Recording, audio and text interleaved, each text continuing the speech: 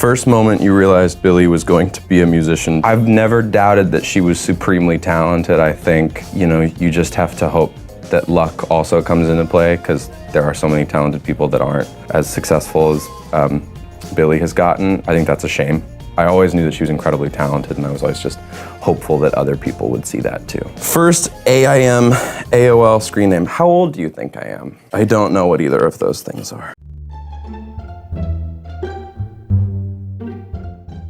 First memory from being in Glee. I've never talked about this, but I auditioned for Glee 5 times over the course of 3 years.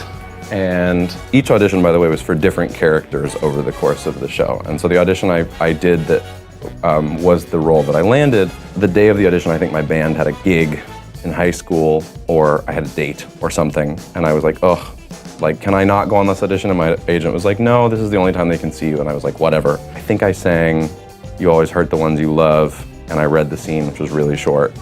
But I didn't even clock like that it was for Glee.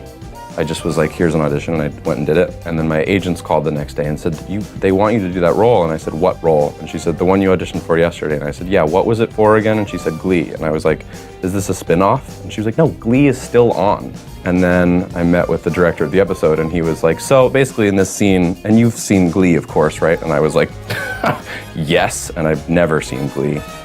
And then when I was on it, I only did like 4 episodes, and everyone was like, you didn't watch your 4 episodes? And I was like, I didn't have any idea what was going on during my 4 episodes. I hadn't seen any of the episodes before that. First CD you bought with your own money. I've never bought a CD. I rented Kesha's Animal on CD from the library, and I burned it onto my iTunes, and then I took it back to the library, and none was the wiser.